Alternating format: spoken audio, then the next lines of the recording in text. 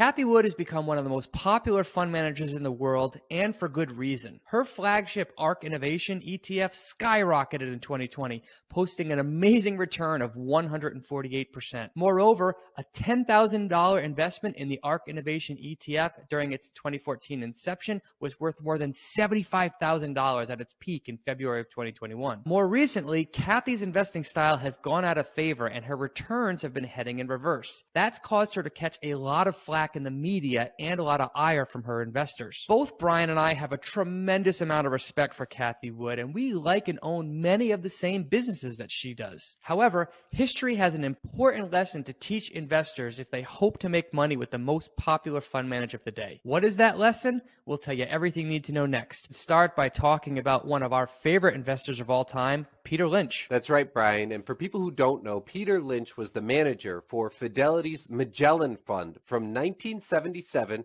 through 1990. He was also the author of a number of famous books. Those books include One Up on Wall Street and Beating the Street, among others. Peter Lynch became one of the most famous mutual fund investors in the world because when he was heading up the Fidelity Magellan Fund, it delivered a 29% annualized return during his time. That turned a $10,000 investment in 1977 into $274,000 by 19. Those returns come with a huge asterisk, and that's the whole point of this video. As detailed here in Spencer Jacobs' Heads I Win, Tails I Win, Lynch went back and found that the average investor in his fund only made 7% per year during the same period. How could that happen? Well, it's actually pretty easy to understand once you think about investor psychology. When Lynch had a really good quarter, his funds went up and people poured their money into those funds at points like this. However, all funds and all stocks, even the greatest ones of all time, experience periods of volatility. And whenever his fund experienced a flat or down period, investors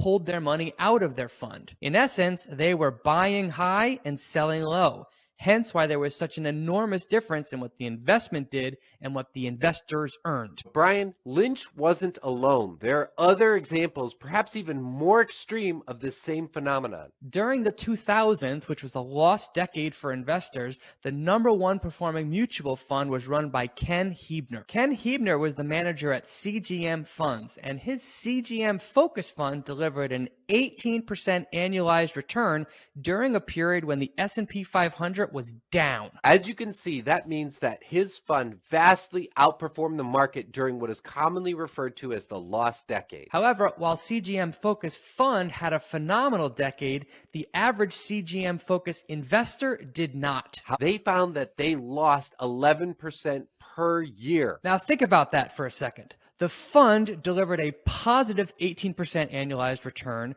but the average investor earned a negative 11% return. How could that be? Well, you can probably guess the answer. Investors, such as myself, poured money into the CGM Focus Fund in 2008 after the fund went on a tremendous run. However, after pouring all that money into the fund had a huge downturn, during which time a lot of investors, including me, pulled their money out of the fund. So even though the CGM Focus Fund had a phenomenal 10-year return, that's how investors such as myself ended up with a negative return from this fund.